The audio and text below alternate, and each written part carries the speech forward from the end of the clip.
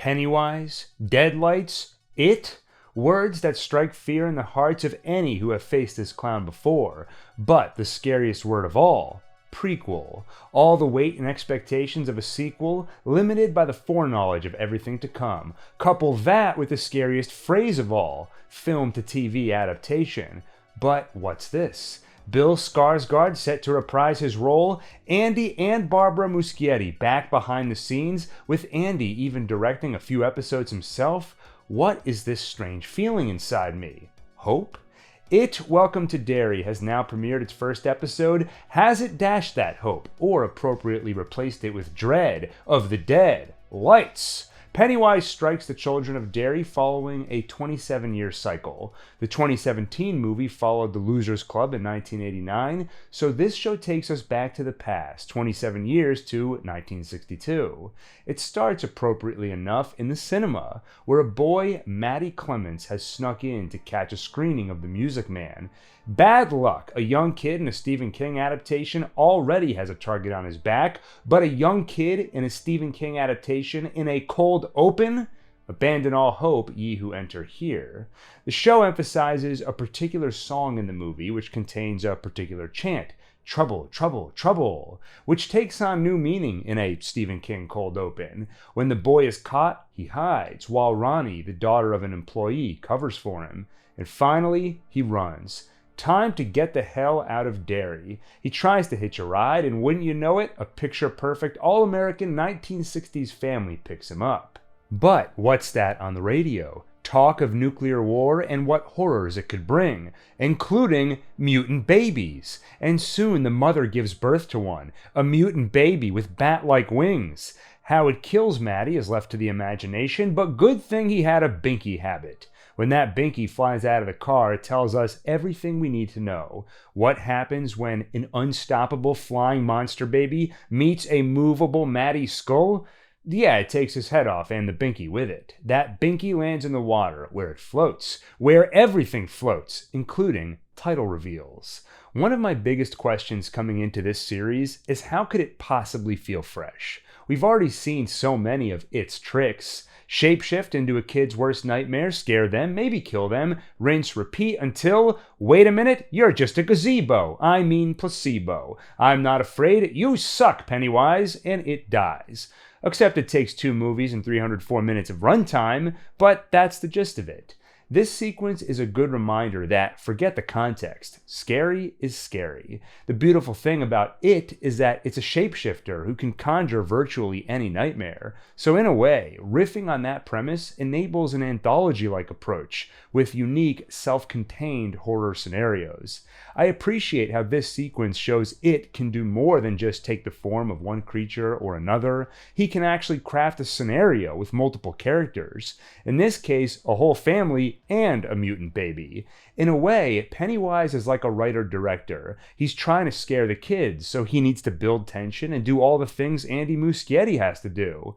Though, as much as I appreciate the idea of this scene, I have mixed feelings on the execution. The family characters all felt like they were trying a little too hard to be weird. When the sister takes out the box of liver and shoves a bloody hand in Maddie's face, it doesn't have the effect of, there's something off about this girl. It's so over the top, it feels more like at a Halloween party when someone blindfolds you, sticks your hand in a bowl of grapes, and tells you it's eyeballs. The baby itself, yes, we're back to CGI, but honestly, it looks pretty good, and a lot of thought went into the design. Like the absorbed twin. Ah, so cute.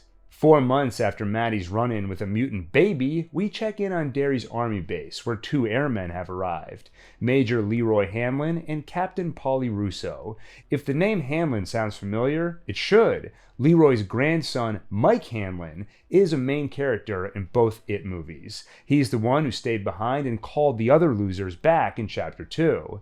Hey, what's in that building over there, by the way? Oh, that's Special Projects, according to Colonel Fuller. And when he says that, the Jeep driver gives Leroy a look, as though he can sense something in him with his Shining? Wrong movie, you say. No, Stephen King has connected a lot of his works in, I know it's another scary word, even scarier than the word prequel, a multiverse. The Jeep driver is none other than Dick Halloran.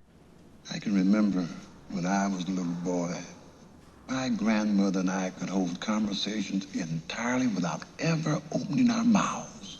She called it shining. He isn't named in the episode, but we know that's him from previous casting announcements and trailers, and Halloran did appear in King's book as a mess cook on the army base. He'll play more of a role, but I don't want to spoil anything. I also read the book years ago, so I don't remember what happens. The episode cuts back and forth between the military story and the kid's story, but while we're on it, let's wrap up this episode's military plot.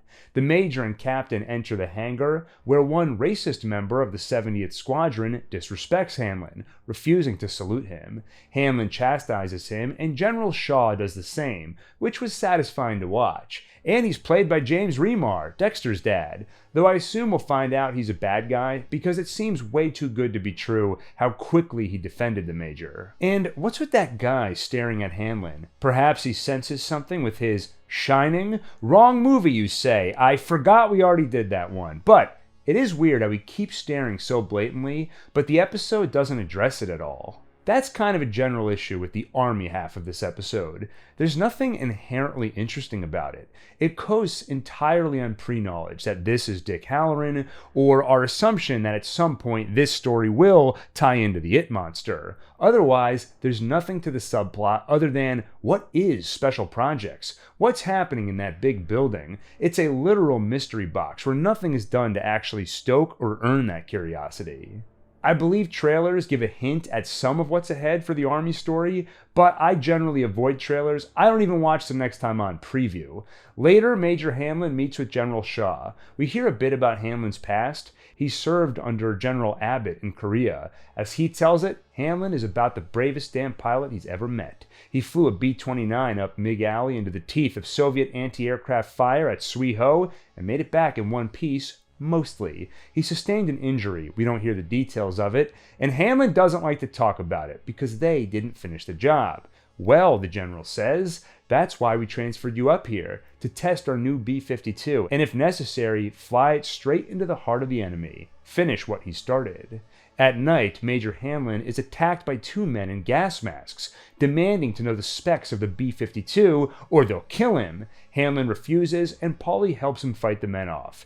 This was a really weird scene. It was so on the nose and the men were too easy to fight off that my initial assumption that it was a test, something arranged by higher-ups to test his loyalty, rather than genuine spies from the enemy. But also the way the scene wraps up. They fight the guys off, and the second they're out of the room, Hanlon and Paulie sit down like, sweet. Glad that's over with. That was pretty crazy, huh? How's my hair? Still greasy. I mean, isn't it kind of a big deal if the enemy has snuck onto your army base? Should you just let them walk away like that? And if this wasn't a test, why did the guys just leave? Sure, they fought you off, but you're still armed and they aren't. So you could just turn around with your gun and be like, I can do this all day, pal. The whole scene was awkward in a storyline that already feels awkward in its lack of anything to clue you in on why you should care about it. At the start of the scene, by the way, Hanlon is reading the paper. An article headlined, City Council Presses Forward with Paul Bunyan Statue. And in It Chapter 2, we'll see that very statue attack Richie.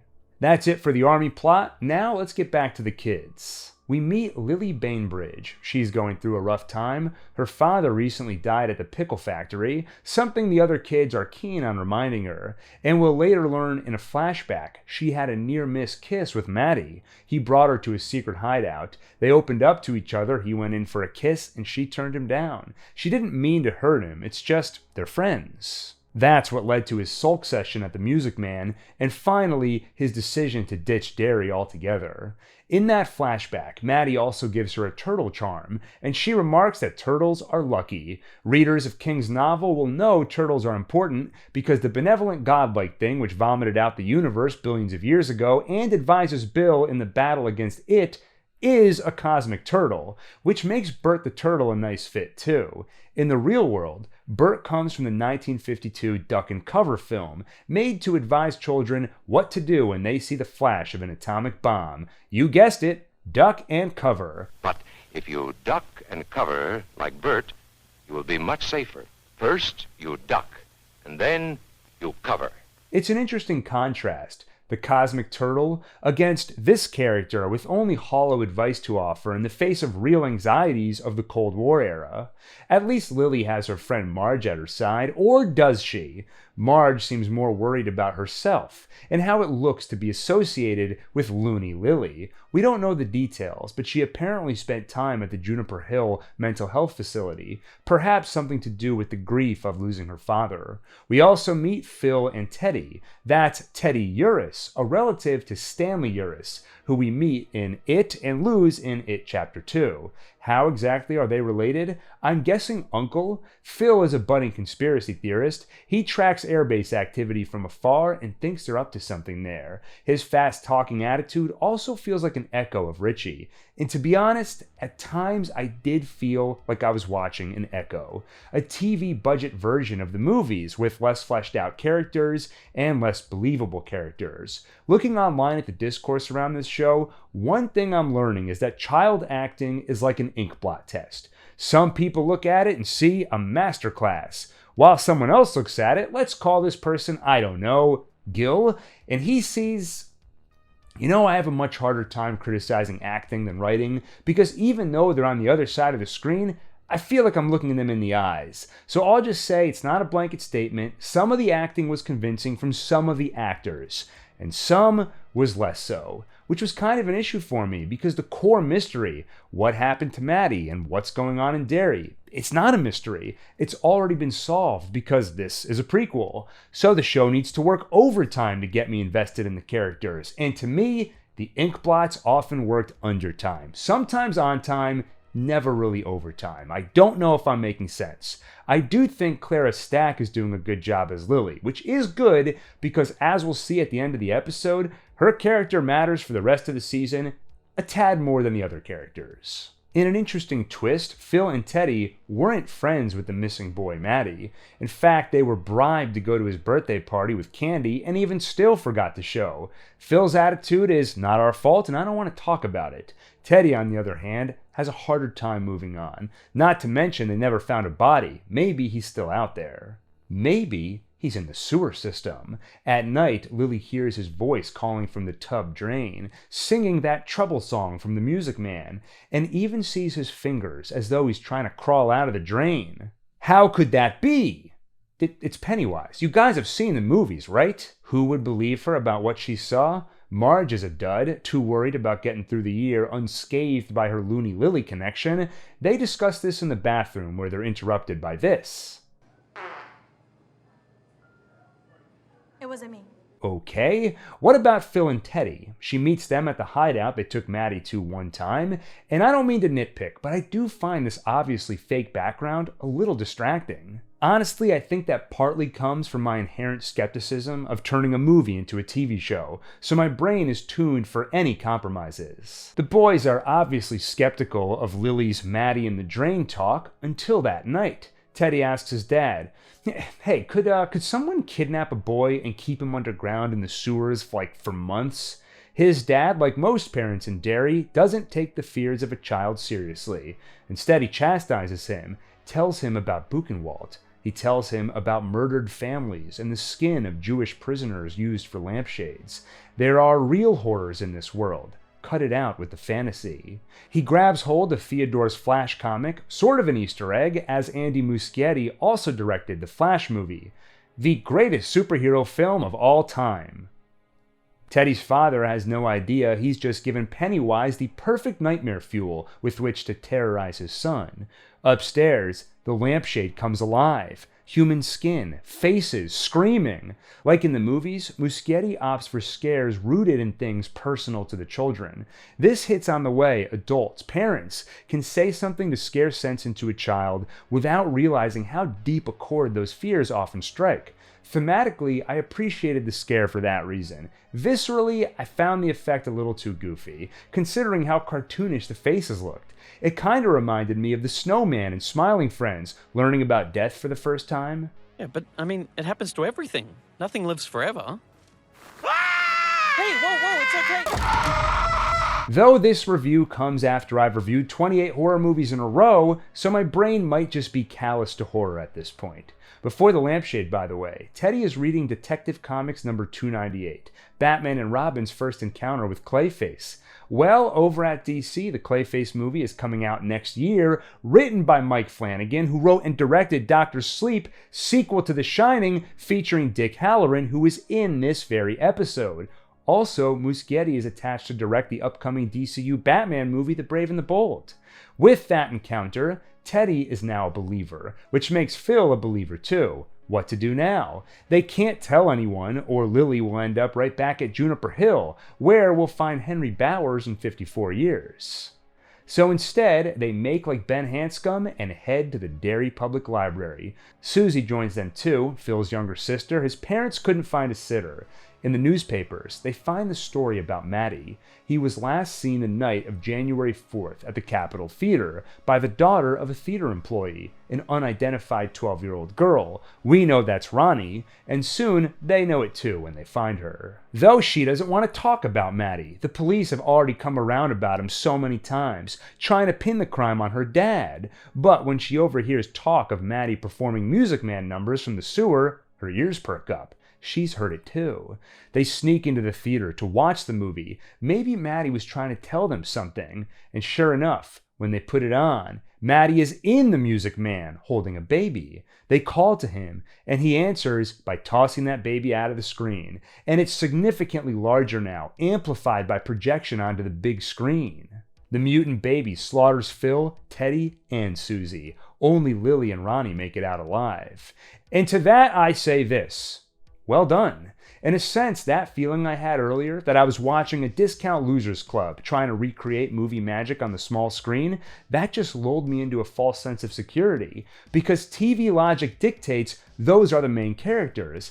Now in a post-Game of Thrones world, there's new TV logic, which dictates it's awesome to make you think someone is a main character, then kill them. But this show ups the stakes by making you think some ones are the main characters before killing a bunch of them. It was wholly unexpected and so brutal, especially the moment when Lily reaches out to Susie and is like, grab my hand. And when Lily gets out, it's with Susie's dismembered arm in her hand. It all really gives you the feeling that on this show, no one is safe.